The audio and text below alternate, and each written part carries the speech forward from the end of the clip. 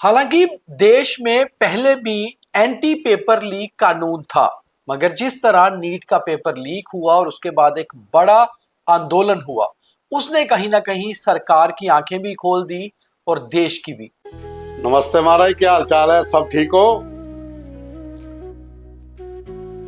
एक गल करनी ही, वो गल ये है कि भाई डिजिटल जमाना ते डिजिटल च तुसें दिक्खेआ गै होना कि मते सारे लोग जेह्ड़े न अपने अपने स्हाबा दा बिजनेस प्रमोट करदे न ते तुस कैली पिच्छे हो?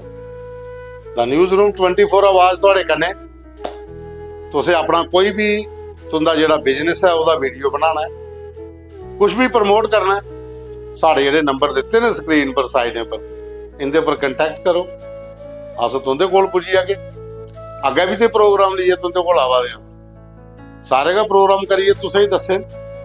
हून अस चाहने आं कि थोड़ा व्यापार भी कीता जा, बिजनेस, क्योंकि वो बड़ा जरूरी है ते तुंदा साथ एह्दे च चाहिदा ते लो फिर हून जल्दी कोला जल्दी इंदे नंबरें पर करो कॉल ते अस प्रमोट करगे तुसें गी, तुस प्रमोट करो सानू, क्योंकि मिलियै चलगे ते तां गै कम्म होना।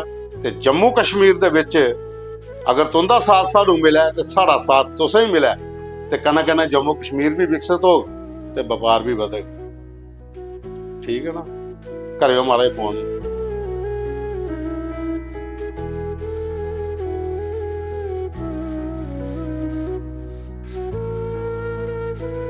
एसआर कॉलेज के चेयरमैन प्रवीण शर्मा हमारे साथ हैं, ये ज्यादा बेहतर इस पे बात रख सकते हैं। प्रवीण जी नमस्कार। प्रवीण जी, जिस तरह से ये अमेंडमेंट बिल आया है, पहले वहीं से चलते हैं। आपको लगता है कि अब इतने स्ट्रॉन्ग स्ट्रिंजेंट कानून बनने चाहिए पेपर लीक के खिलाफ, जो कि एक बड़ा अपराध होता जा रहा है देश में? अब देखिए कई स्टेट्स में पेपर लीक हो गए और अब तो नीट भी हो गया। देखिए दीपक जी, जैसा आपने कहा है तो ये बहुत बड़ा अपराध, और जब 2024 में पेपर लीक हुआ था उस वक़्त एक लॉ बना था, लेकिन उसके बाद दोबारा से इस साल जो पेपर लीक हुआ अनफॉर्चुनेट था, और वो भी नीट का, जहां पूरा देश के बच्चे तैयारी कर रहे होते। देखिए ये बहुत बड़े लेवल पे एग्जाम होता है, बहुत बड़े लेवल की जब हम बात करते हैं तो आप सोचो 22 लाख स्टूडेंट्स, बिल्कुल, ये अपने आप में एक बहुत बड़ा चैलेंज रहता है सरकार के लिए भी, और जो एजेंसी रिस्पॉन्सिबल होती है एग्जाम कंडक्ट करने के लिए उसके लिए भी। लेकिन नेचुरली लोगों का, स्टूडेंट्स का भरोसा होता है एजेंसीज पे और सरकार के ऊपर, वो भरोसा कहीं ना कहीं टूटा है। और फिर आप सब जानते हैं किस तरह से प्रोटेस्ट स्टार्ट हुए, और मैं ये मानता हूँ ये जो रिसेंट प्रोटेस्ट हुए उसी का एक आउटकम था कि गवर्नमेंट बहुत सीरियस हो गई और हाईएस्ट लेवल पे जो एक पॉलिटिकल अटेंशन चाहिए थी वो इसको मिली। और prime minister, honourable prime minister ने खुद मैसेज, वीडियो मैसेज देकर अनाउंस किया। एक तो इसके लिए एक टास्क फोर्स बनाई ऑन एग्जाम रिफॉर्म्स, और दूसरा जो पुराना लेजिस्लेशन था 2024 का, उसमें कुछ चेंजेस लाई हैं।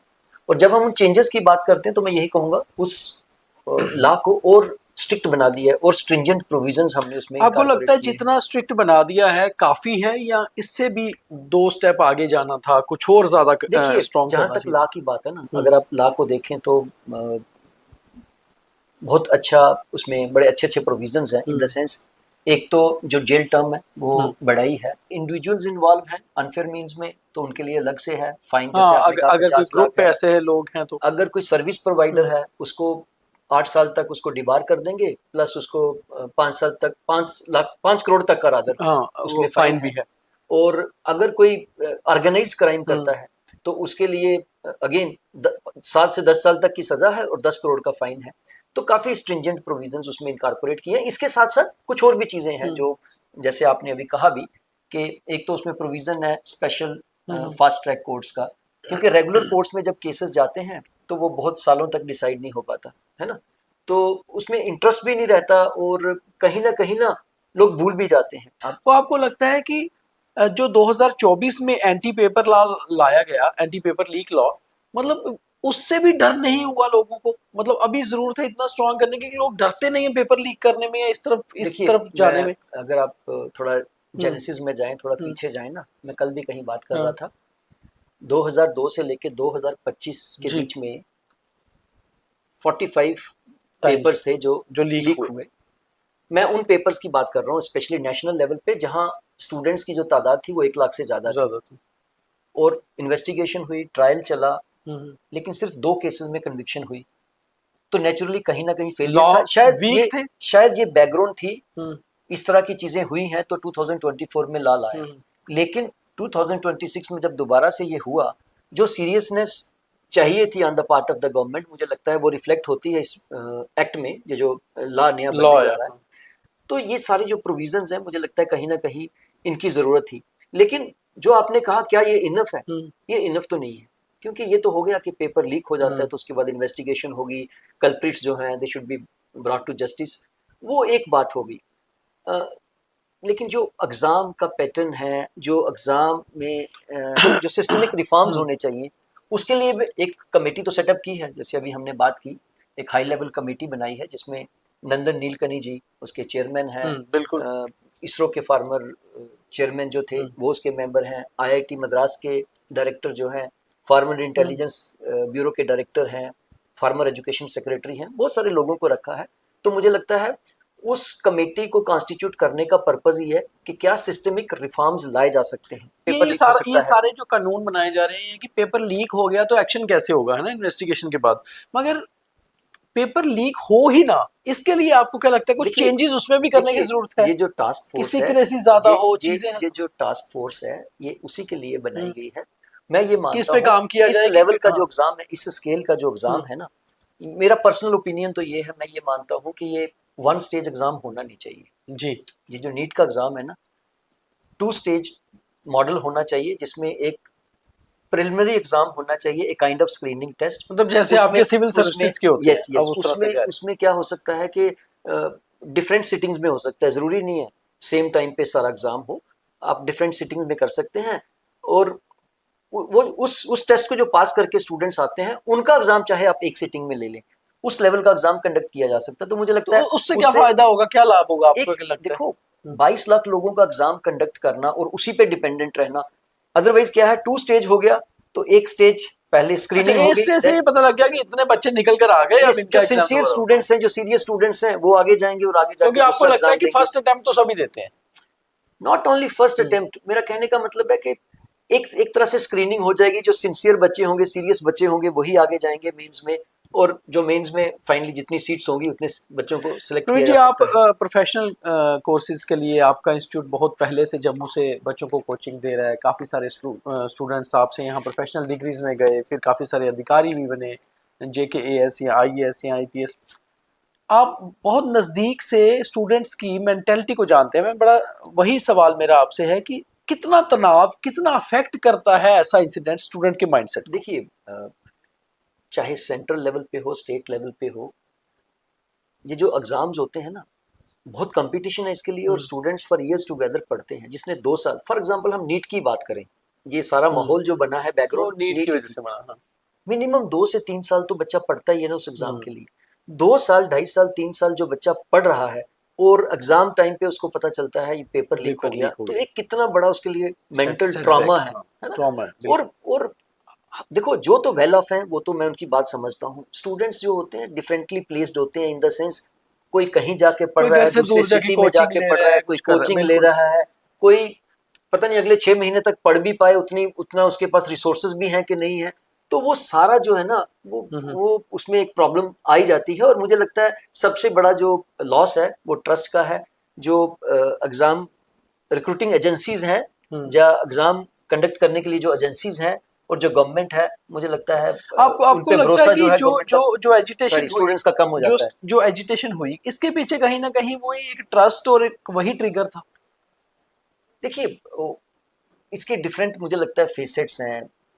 एजुटेशन किसी और डायरेक्शन में पहले जा रही थी, लेकिन ये नीट का मुद्दा एक ऐसा मुद्दा आ गया जहां बहुत सारे लोग जुड़े हुए थे, बहुत सारी फैमिलीज जुड़ी, बिल्कुल। तो मुझे लगता है वो उसको एक फिलिप मिल गया उस एजुकेशन को भी। लेकिन मैं कहता हूँ अच्छे के लिए हुआ, अच्छे के लिए इन द सेंस कि कम से कम गवर्नमेंट सीरियस हो गई इस मैटर के ऊपर, गवर्नमेंट को भी लगा कि ये एक बहुत सीरियस मैटर है और इसको डिफरेंट लेवल पे हैंडल करने की जरूरत है। जम्मू कश्मीर में अभी पिछले 5-6 सालों में कई पेपर लीक और मुझे लगता है ये लॉ तो सेंटर ने बनाया है और सेंट्रल लेवल पे बना है, सेंट्रल रिक्रूटिंग एजेंसीज जो हैं वो जो एग्ज़ाम कंडक्ट करती हैं वहाँ ला अप्लाई होगा। मैं तो ये मानता हूँ ऐसा ही मैचिंग लेजिस्लेशन हर स्टेट को पास करना चाहिए। 26 स्टूडेंट्स ने सुसाइड भी किया। आपने मेंटल ट्रॉमा की बात कही, तो क्या मेंटल ट्रॉमा इतना हावी, इतना हाई हो जाता है ऐसे ऐसे केसेस में कि बच्चा अपनी जान तक देने को तैयार हो जाता है? देखिए, या उसको लगता है सब खत्म? मैं उसको सिर्फ इस पेपर लीक से रिलेट नहीं जी। करूँगा। अगर आप पिछले 10, 20, 50, 30 सालों का डाटा देखें ना, तो you will find every year students they commit suicide, क्योंकि पेरेंट्स की एक्सपेक्टेशंस, पीयर ग्रुप्स जो होता है उनकी एक्सपेक्टेशंस वो बहुत बढ़ जाता है और बच्चे को लगता है और शायद यही कंपटीशन लाइफ बहुत ज्यादा है। और यही लाइफ है। जब वो बच्चा उतना परफॉर्म नहीं कर पाता, उस लेवल का नहीं कर पाता, तो वो इस तरह के स्टेप्स उठा लेता है। एक भी जान नहीं जानी चाहिए, ये मैं मानता हूँ। तो ये पहले भी होता आया है, लेकिन ऐसा होना नहीं चाहिए। और मुझे लगता है इस बार ये जो हुआ है, गवर्नमेंट, जैसा मैंने पहले भी कहा, गवर्नमेंट ने इसको बड़ा सीरियसली लिया है और हाईएस्ट लेवल पे जहां प्राइम मिनिस्टर खुद इस इशू को देख रहे हैं, इस इशू के ऊपर उन्होंने बोला है आके, तो मुझे लगता है आने वाले टाइम में ये सब चीज़ें जो है फिक्स हो पाएंगी। अब जिस तरह से नीट का पेपर लीक हुआ, फिर री पेपर हुआ, अब कानून भी स्ट्रांग बन गए, आपको लगता है कि बच्चों का एक ट्रस्ट वापस इन चीजों पर आएगा? देखो, वो लाना तो पड़ेगा ना। वो लाएंगे कैसे? ये इस तरह के स्टेप्स लेने पड़ेंगे। ला अपनी जगह है, वो टास्क फोर्स बना दी। टास्क फोर्स का ऐसा नहीं होना चाहिए कि टास्क फोर्स ने कुछ रिकमेंडेशन दी, कुछ कहा और गवर्नमेंट ने उस पर कुछ नहीं किया, और जैसे पहले भी कमेटी सेटअप होती रही है वैसे ही ये दूसरी कमेटी हो। If the government is really serious, time bound उसमें ये सब रिकमेंडेशंस जो है आनी भी चाहिए और उसके बाद गवर्नमेंट को उसको इम्प्लीमेंट भी करना चाहिए। और भी एग्ज़ाम, जैसे मैंने कहा 2 स्टेज एग्ज़ाम होना चाहिए, या जिस लेवल का हमें इंफ्रास्ट्रक्चर चाहिए उसकी बात हमें करनी चाहिए। क्या हमें, आजकल बहुत सारी चीज़ें आउटसोर्स हो रही हैं। आप प्रिंटिंग आउटसोर्स कर देते हैं, आप ट्रांसपोर्ट आउटसोर्स कर देते हैं, जो एग्जाम सेंटर्स हैं वो मैनेज करते हैं, है ना। तो यहाँ इतने सारे लोग इन्वॉल्व हैं, वहाँ कुछ ना कुछ गड़बड़ हो सकती है। तो गवर्नमेंट को बड़ा सीरियस होकर इन सब चीजों पे सोचना पड़ेगा। ट्रांसपोर्ट करने के लिए एयरफोर्स का सहारा लिया गया, सीक्रेसी मेंटेन करने के लिए सिक्योरिटी फोर्सेस का सहारा लिया गया। आपको लगता है फोर्सेस को इन्वॉल्व करना ठीक है ऐसे एग्जाम्स में, या इसका कुछ अलग पैटर्न हो? जिस ट्रस्ट की आपने बात की, गवर्नमेंट को कुछ तो करना है कि वो ट्रस्ट वापस आए, है ना। स्टूडेंट्स चाहते क्या है, जब पेरेंट्स चाहते क्या है, चाहते तो यही ना, एक ट्रांसपेरेंट सिस्टम हो, फेयरनेस हो एग्जाम जहां तक कंडक्ट करने की बात है।